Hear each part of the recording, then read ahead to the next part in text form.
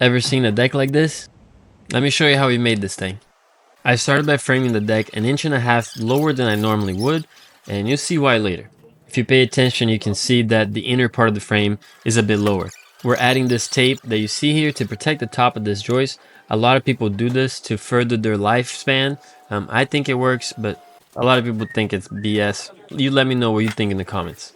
Now here you can see why I framed everything 1.5 inches lower is because we're building frames out of 2x4s, and that's what's going to create that paneled or angled look that you saw in the beginning. To create this design, I kind of created in place. I'll screw it together so I can trace it and then take the screws out and send it to my cut guy so then he can make the cuts that I need so that I can then reassemble it right back in place. I'll often cut a lot of things in place like you see me do here, so usually I'll keep 2 saws out when I'm doing this, one for him, one for me, and it just expedites everything a little bit. Since we're by the water, I'm using stainless steel fasteners on anything and everything.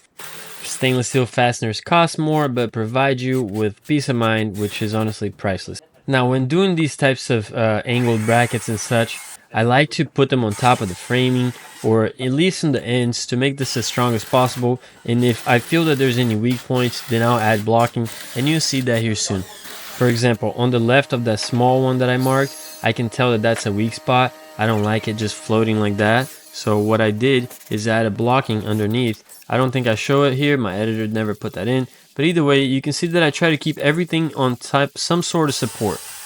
You can see that I add some blocking there underneath where I'm screwing it. It's actually a 4x4 stump, and I did that so it can be off the dirt, and it's still pretty dang strong. And this is what that frame is now looking like. Now we're going to start decking each one of these frames. As you can see, we leave some of the deck boards running wild, move it to place, mark where we need to cut it. When marking this, I usually just go a little bit past the framing. I don't really have to keep it to a specific standard, and then we're going to pop the line and use the track saw to cut it. Now it wouldn't be a construction video without some homie telling me that the track saw is just for people with no skill. And to that guy I say, congratulations on your amazing skill set. I am not as good as you, and I will keep using the track saw.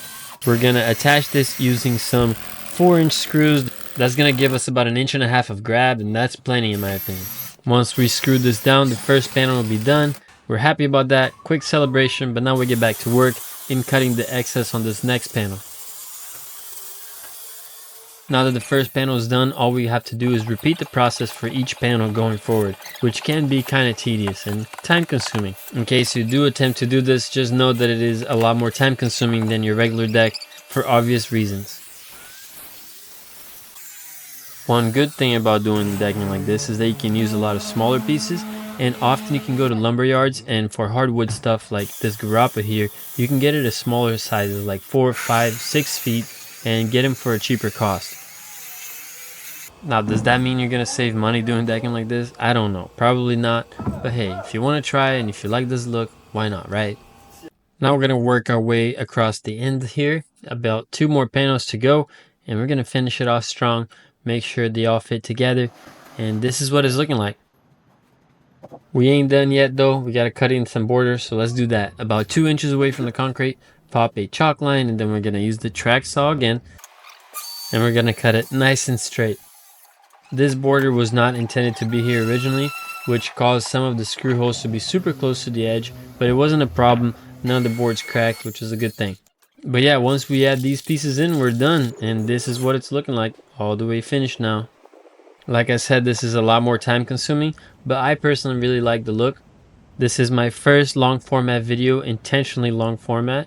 I would love to hear what you guys think. If there's anything I can improve, let me know, and if you want to, subscribe for more.